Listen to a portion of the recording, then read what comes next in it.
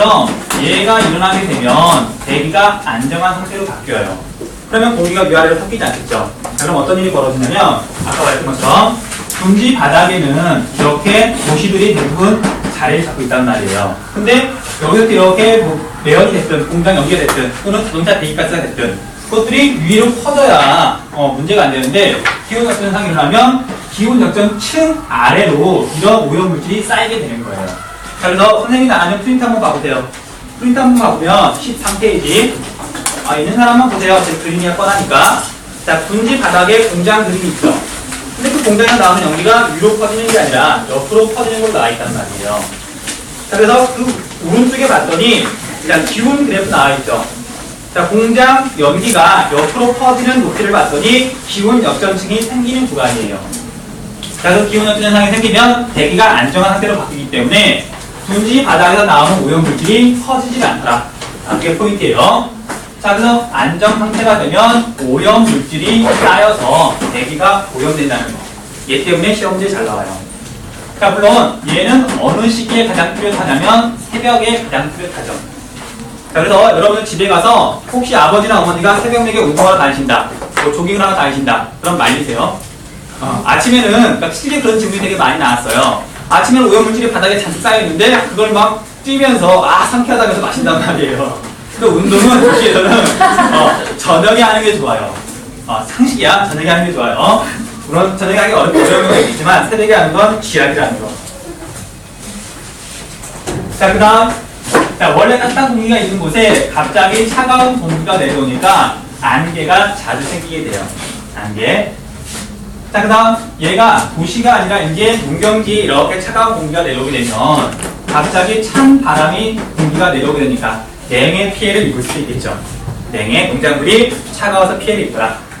자, 그래서 지문에서 이런 게 자주 나왔었어요. 냉의 피해를 줄이기 위해서 둥지 바닥에 강제로 불을 피우는 거예요. 차가운 공기가 내려오니까 피해를 입으니까 공기 온도를 올려주겠죠. 그 다음 두 번째, 이렇게 산 중턱에다가 바람개비를 설치해요. 공기를 강제로 섞어주기 위해서. 그럼 냉의 피해를 줄일 수 있겠죠. 그래서 바람개비도 설치하는 것도 기온 역전 현상의 피해를 줄일 수 있는 방법이에요. 자, 여기까지 정리하세요.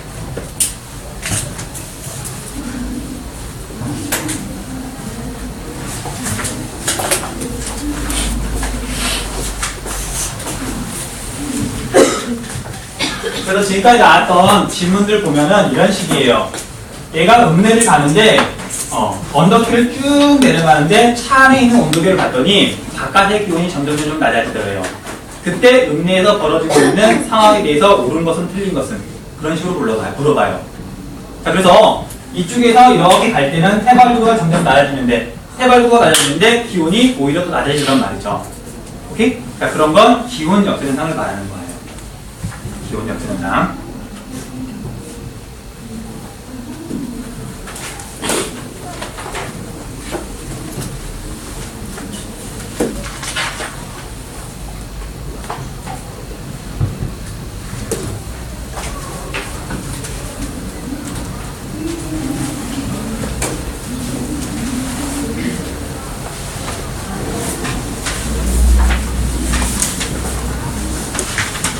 네, 포인트는 이거예요.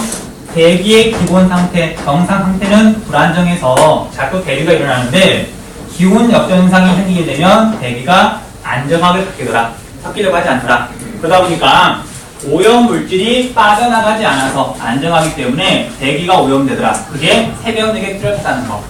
자, 그래서 이런 오염 물질이 쌓여있는 새벽 시간을 피해서 운동하고 그 다음 이런 차가운 공기가 내려오기 때문에 냉해, 얘도 시험 문제에 굉장히 자주 물어보는 부분이에요. 자, 그래서 냉해 피해를 줄이려면 불을 피우거나 또는 바람 개비를 설치하더라. 주로 침식 분지에서 일어난다는 거. 그 정도만 기억을 해주시면 될 거예요.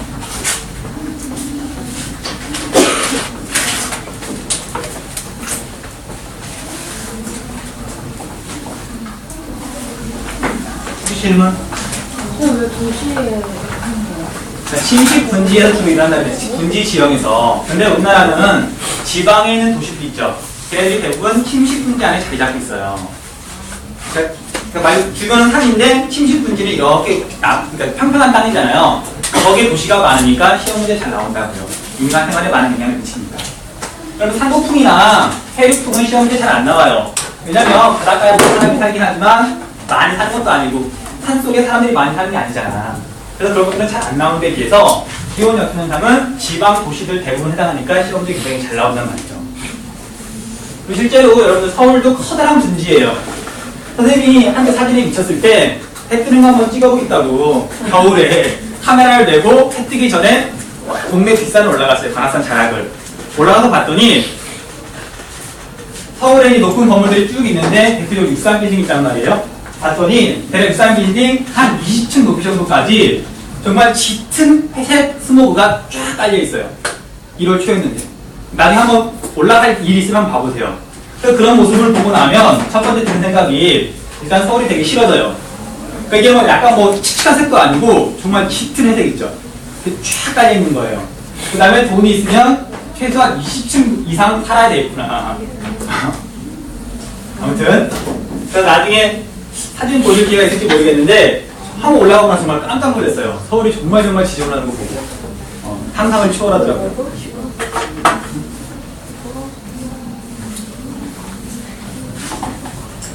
주상복하고 자, 그 다음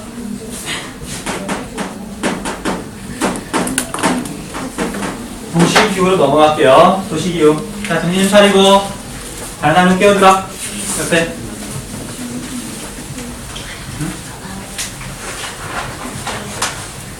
자, 도시기후는 크게 두 가지를 먼저 공부할 건데 그 중에 첫 번째 열섬현상 이야기할게요. 열섬현상. 자, 열섬현상이 뭐냐면 자연 상태에 비해서 사람이 많이 사는 도시 지역은 자연 상태하고 좀 다른 양상이 나타나더라. 그래서 보통 그림을 이런 식으로 그려요. 자, 여기 도시, 사람이 많이 사는 곳을 보통 도시이라 그러고, 그 다음 농촌 지역 또는 주변 지역이라고 이렇게 표현돼요. 근데 이렇게 기온 분포를 봤더니, 자, 자연 상태에서는 기온이라는 게 햇빛에 의해서 영향을 받는단 말이에요. 그런데 도심 지역은 인간이 내뿜는 열이 많죠. 자, 햇빛 말고도 인간의 난방열이라든지 자동차 제기가스라든지 뭐 기타 등등 그 기온 분포를 봤더니 주변은 낮고 도심 지역은 높고 이런 식의 분포가 나타나더란 말이죠. 그 마치 봤더니 바다에 떠있는 섬처럼 보이더라. 이걸 열섬현상이라고 불러요. 열섬현상. 자, 그래서 정리할게요. 자, 열섬현상 얘가 나타나는 원인을 봤더니 인공열 때문에 열섬현상이 나타나더라. 자, 그래서 인공열이 많은 곳을 봤더니 도시의 가운데 부분인데 특징은 사람들이 굉장히 많고 그 다음 뭐 자동차 같은 것도 주변 지역에 비해서 훨씬 더 많겠죠. 이게 특징이에요. 그 다음 열섬현상이 뚜렷한 계절은 봄, 여름, 가을, 겨울 중에 언제일까? 가장 뚜렷한 거 1년에 나타나긴 하는데 당연히 인공열은 언제나 있으니까 인공열이 제일 많은 시절, 많은 계절 여름일까? 겨울일까? 자, 답은 겨울이에요. 봐봐, 왜 그러냐면 여름에는 대략 30도쯤 나가는 바깥 기온을 한 20도 초반대로 낮추는 게 에어컨이잖아요. 근데 겨울에는 바깥 기온은 거의 영하인데 그걸 거의 20도까지 끌어올리는 게 난방이잖아요. 근데 겨울에 더 인공열 분출이 많아요. 여름에 비해서. 온도차가 더 크니까 실내와 실외의 온도차가 더 크니까. 자, 그래서 얘는 겨울철에 뚜렷하다는 거. 얘도 기억해주세요. 다른 계절에도 물론 열섬현상이 나타나지만 주로 겨울철에 뚜렷하다는 거. 그 다음 얘 같은 경우에도 기온 열섬현상하고 마찬가지예요. 바람이 많이 불